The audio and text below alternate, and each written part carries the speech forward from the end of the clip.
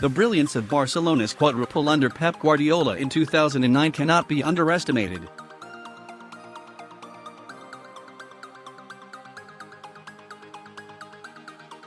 The Catalan aces won the Spanish League and Cup double after picking up the Spanish Super Cup, and rounded it off by beating Manchester United in the Champions League final.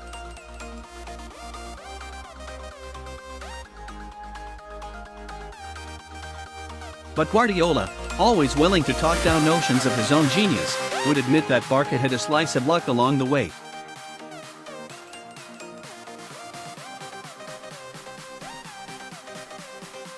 Manchester City are seeking to surpass even that achievement by winning 5 trophies this season.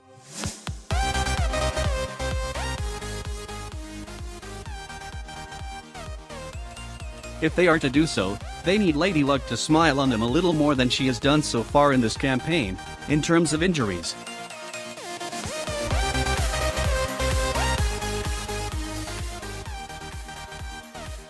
No doubt the Blues have been lucky in some regards. They have bucked the trend of recent years by getting some very favourable draws in the cup competitions, and they got a couple of dubious refereeing decisions on Saturday.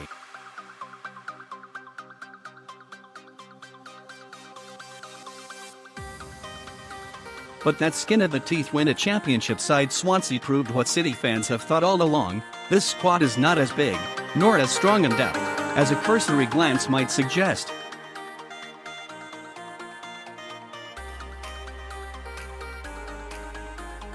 The fact that Guardiola had to haul off underperforming Fabian Delph and Riyad Mahrez, and send on Sergio Aguero to pep up an attack in which Gabriel Jesus had been anonymous, underlines the point.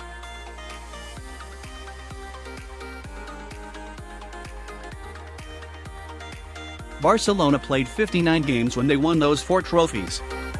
The list of players who played in roughly 3/4 of those games is telling: Carles Puyol, Gerard Pique, Xavi, Lionel Messi, and Dani Alves, plus goalkeeper Victor Valdes.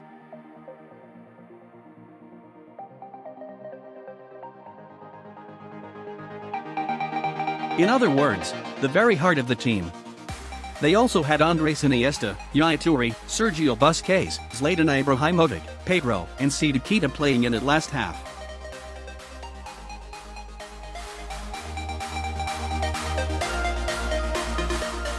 By contrast, City have struggled this season, and will have to play 63 games if they are to emulate Barcelona's feat.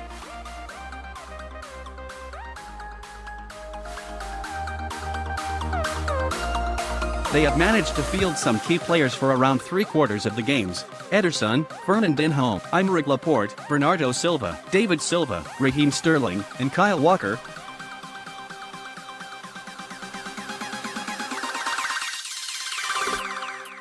But they have missed Sergio Aguero, John Stones, Kevin De Bruyne, Vincent Kompany, and Benjamin Mendy for long stretches.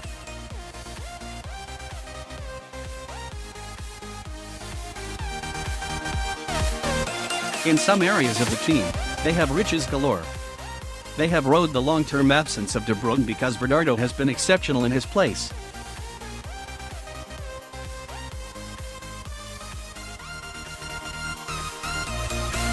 Even the recent absence of Fernandinho, the man they can least afford to lose, has been patched up by some excellent displays from Ilkay Gundogan.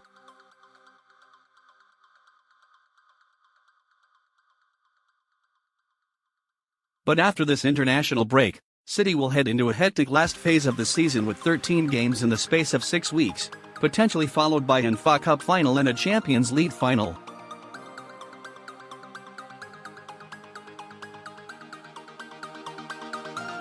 They will need a fully fit squad to cope with that. For the second successive season they have operated without a real left-back, although Fabian Delph last season and Aleks Zinchenko this have risen to the manager's challenge superbly.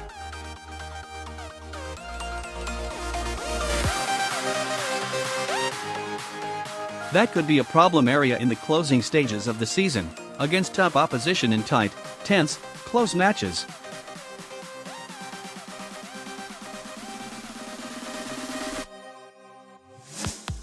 Aguero is also being asked to shoulder the burden of leading the line.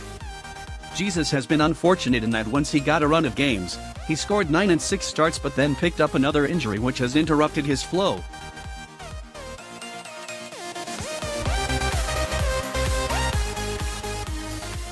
As proved on Saturday in South Wales, easing players back in by giving them time to sharpen up is not really an option.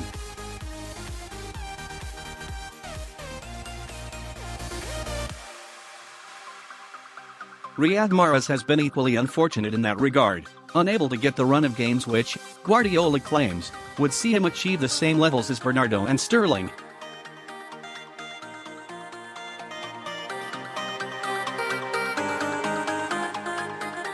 Delph was roundly criticized at Swansea, with good reason, but it was his first appearance at left-back since his red card at Leicester on Boxing Day and only his second start in 2019.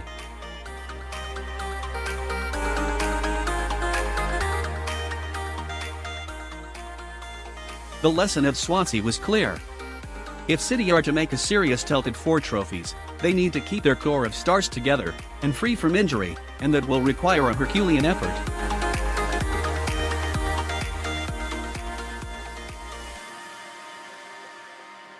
If Fernandinho, De Bruyne, Mendy, and company come back after the break and get up to speed quickly, they have a chance.